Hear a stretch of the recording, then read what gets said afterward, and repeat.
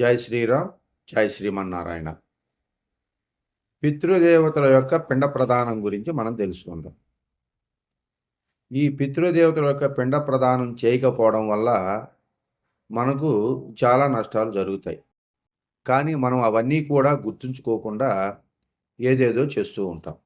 ముఖ్యంగా ఈ పిండ ప్రదానాలు చేయకపోవడం వల్ల వచ్చేటటువంటి నష్టాలు ఏందయ్యా అంటే, పిల్లలకు పెళ్ళిళ్ళు కాకపోవడం, పిల్లలు పుట్టకపోవడం, చదువుకున్న ఉద్యోగాలు రాకపోవడం, అన్నీ సమంగా ఉన్నా, అన్నీ సరిగా ఉన్నా కూడా మనకు కార్యక్రమాలు ఏవి కూడా సరిగా జరగకపోవడం, ఇంట్లో అందరికీ ఆరోగ్యాలు సరిగా లేకపోవడం, చిన్న చిన్న కోర్టు బాధలు గానీ ఇటువంటివన్నీ కూడా అనుకూలం మన వైపు ఉన్నప్పటికీ మనకు అవి అనుకూలించకపోవడం అనేది ఈ పితృదేవతల వల్ల కలిగేటటువంటి సమస్య. మన పూర్వీకులు మనల్ని సదా రక్షిస్తూ ఉంటారు. మన యొక్క పితృదేవతలకు మనము పిండ ప్రదానం అనేది తప్పనిసరిగా మనం ఆచరించాల్సినటువంటి మన సనాతన ధర్మ సాంప్రదాయం. అందులో భాగంగా మనం ప్రతి సంవత్సరము కూడా పిండ ప్రదాన కార్యక్రమం చేయాలి. కానీ మన వాళ్ళు చాలామంది మా తాతగారో మా నాన్నగారో చనిపోయిన కాశీ గయా ప్రయాగలో పిండ ప్రదానం చేశాము, ఇక చేయని అవసరం లేదు అని చెప్పి చాలామంది వదిలివేస్తూ ఉంటారు. ఏదో ఆ సంక్రాంతి నాడు ఆ 2 గుడ్డలు అక్కడ పెట్టేసి పటం దగ్గర ఆ రోజు కడ్డీ వెలిగించి దండం పెట్టుకొని వచ్చేస్తుంటారు. కాబట్టి ఇవన్నీ కూడా సరైనటువంటి పద్ధతి కాదు.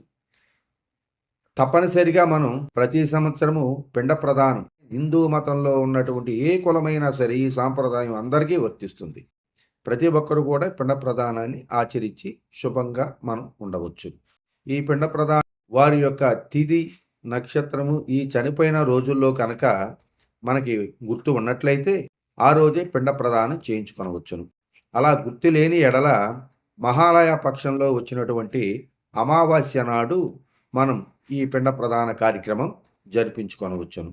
అలా కుదరని పక్షంలో మనకి ఏ అమావాస్య నాడైనా ప్రతి నెలకి ఒక అమావాస్య వస్తుంది. కాబట్టి ఏ అమావాస్య నాడైనా సంవత్సరానికి ఒకనాడు అనుకొని ఆ అమావాస్య నాడు మీరు పిండ ప్రదానం చేయటం మంచిది.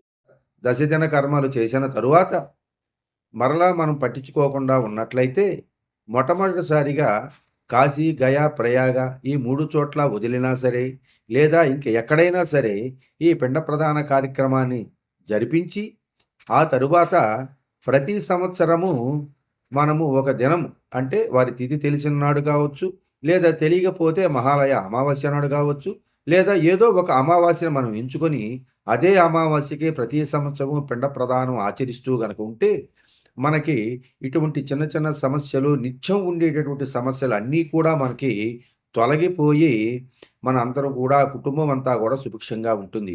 ఈ పితృదేవతలు ఎప్పుడైతే సంతోషిస్తారో ఆ యొక్క వంశం అభివృద్ధి చెందుతుంది. కాబట్టి పితృదేవతల శాపం మనకి తగలకుండా మనము చూసుకొనుట మన యొక్క బాధ్యత. పితృదేవతలు సంతుష్టిపడి ఆనందపడితేనే మన యొక్క వంశము, మన యొక్క కుటుంబము అంతా కూడా అభివృద్ధి చెంది సుఖ సంతోషాలతో హాయిగా ఆనందంగా కాలం గడపగలుగుతాం. కాబట్టి ఎటువంటి పరిస్థితుల్లోనూ పితృదేవతలను కులదేవతలను మరవద్దు. వీరికి నిత్య ధూపదీప నైవేద్యాలు ఆచరించండి. ఈ చనిపోయిన వారి పటాలను తీసుకుని వెళ్ళి దేవుని యొక్క రూములో దేవుని వద్ద పెడతారు.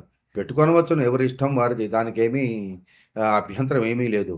కానీ అందరికీ కనపడే విధంగా ఇంటిలో దక్షిణం వైపు గోడకు పటం తగిలించినట్టయితే అది ఉత్తరం చూస్తూ ఉంటుంది.